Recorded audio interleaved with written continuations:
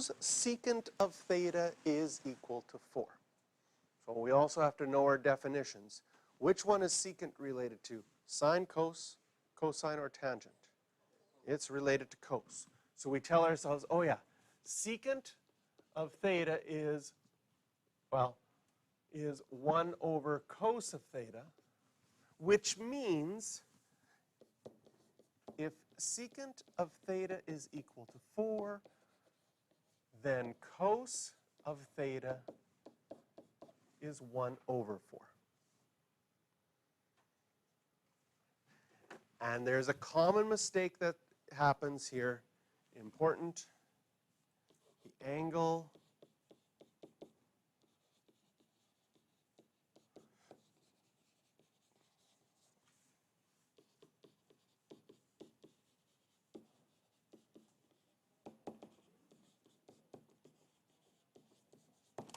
angle doesn't change. The theta is still theta.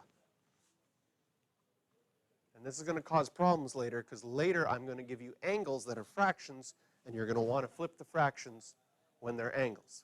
Angles never change in the definition. The definition has the same theta here and same theta there. But the shortcut is that you can take the ratio and you can change it. Now the reason it's nice to take secant of theta equals 4 and change it to cos of theta equals 1 over 4 is because you know things about cos. Okay? You know that cos is the adjacent over hypotenuse. So if we drew a triangle, we could draw the adjacent side to be 1 and the hypotenuse to be 4. You also know from your cast rule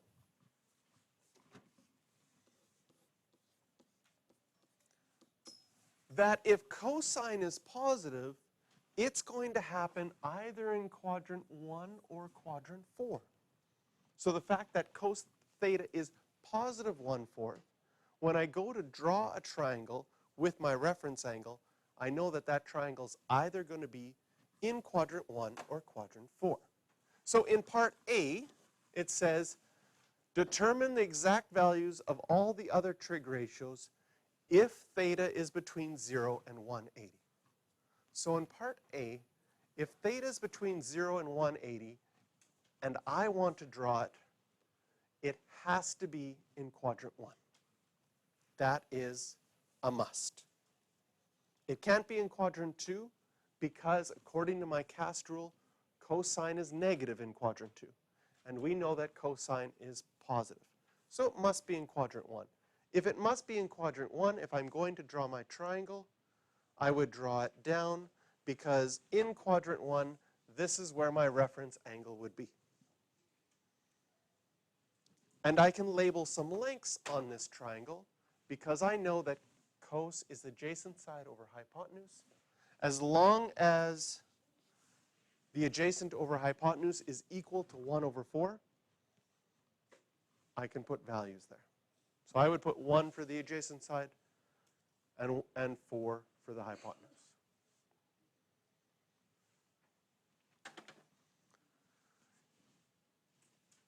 It's asking us to find the other trig ratios. So we know cos and we know secant. Which ones do we have to find? We still have to find sine of theta and its reciprocal, cosecant of theta. We need to find tan of theta and cotangent of theta. So think back to trigonometry.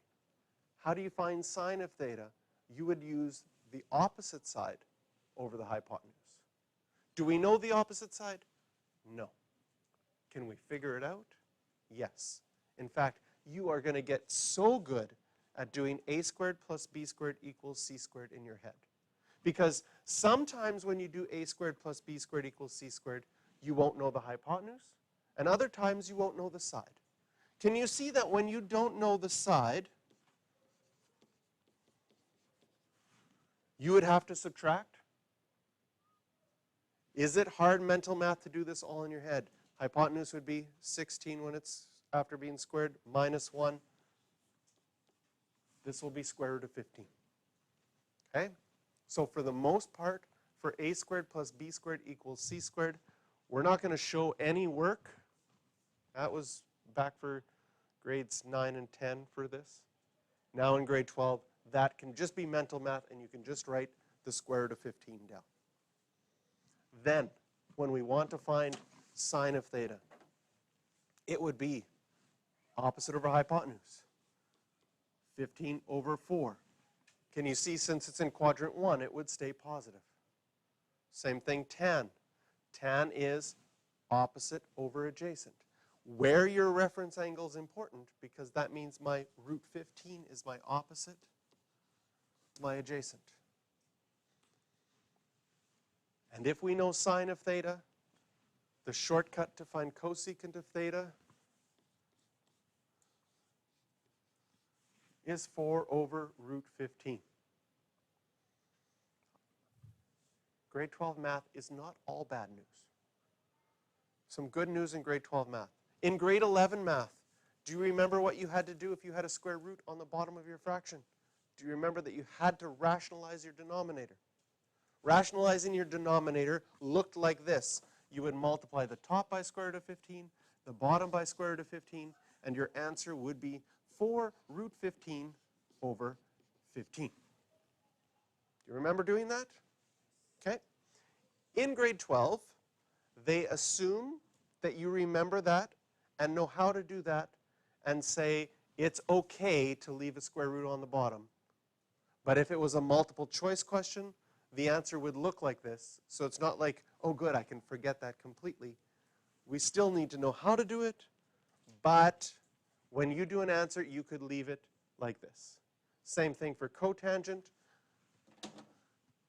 Tangent's root 15 over 1. Cotangent here would be 1 over root 15, and we can leave it like that.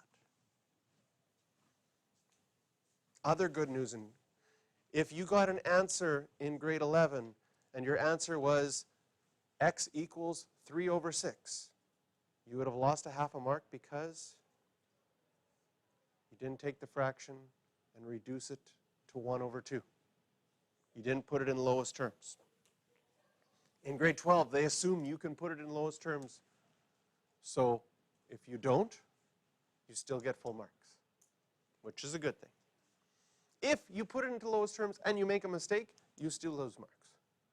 So it's not bad to leave it just how you get it.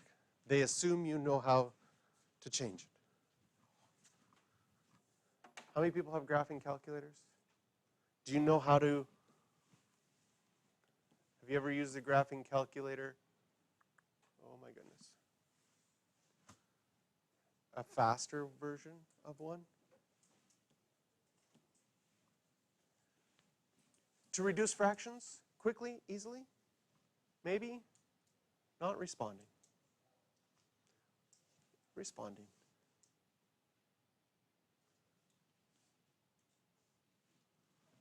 It's thinking. Push the second button. There we go. Ready to go. So let's say you had something a little bit complicated. For example, does everybody know that 693 divides nicely by 123, and you could reduce this? Right? You push enter on your calculator, you get 5.63. But on your calculator, if you go math, the first one says, would you like to write it as a fraction?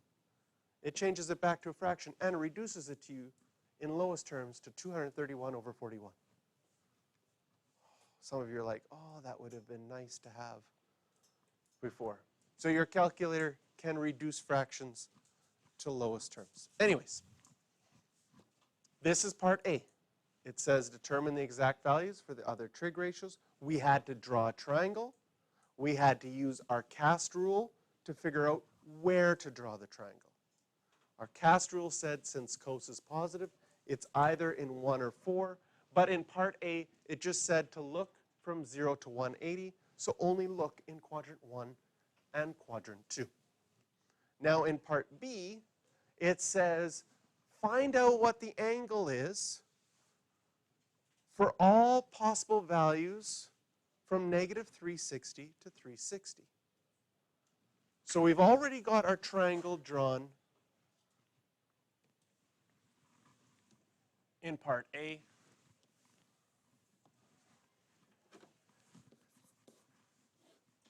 We have a triangle drawn in part A where this is 1, 4, root 15. There would also be a possibility of that triangle being drawn in quadrant 4, where this is still 1, this is still 4, and this is still root 15. And I have the same reference angle in both of those. What we have to do to solve this is we have to first find our reference angle. And finding our reference angle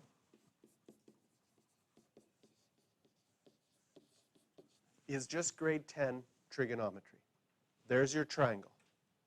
Can you see that if you wanted to find this angle, you could use sine, cos, or tan? In this situation, I would probably use cos because cos was given to me originally. I might have made a mistake when I found the root 15. And so if I use something that I figured out and it was a mistake, then I just keep making more mistakes as I go. So if my reference angle is 1 over 4, how do we find an angle with our calculator? Well, calculator, we'd go to cos inverse. That finds the angle. And we get 75.5 degrees. Does this question say round to something? Read it again. To the nearest degree, which would be 76 degrees.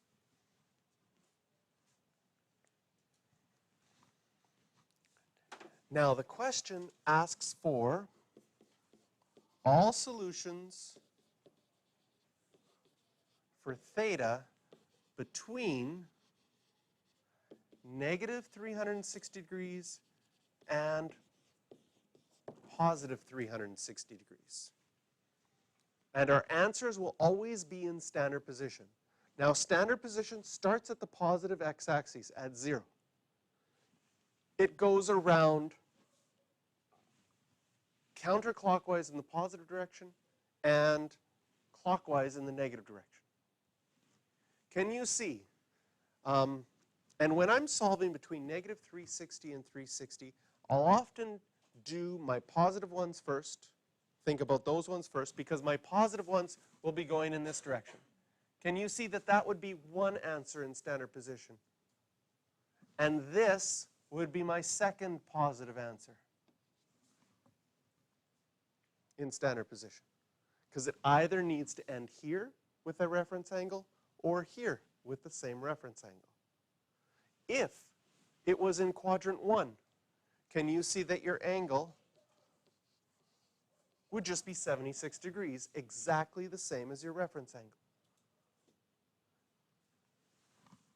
Now, in grade 11, some students memorize formulas to figure out the angle. Like in this one, you might have memorized 360 degrees minus the reference angle. Okay? If you have those memorized, that's fine, but I hope that they just make common sense. If I want to find this angle, does it make sense that all the way around is 360? That's too far. How much too far? I'd have to subtract the 76 degrees. That's my reference angle.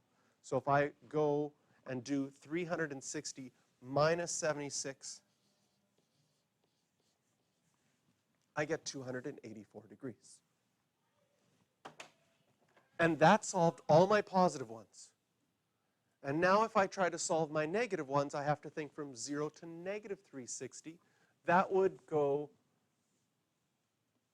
in this direction there, or in this direction there.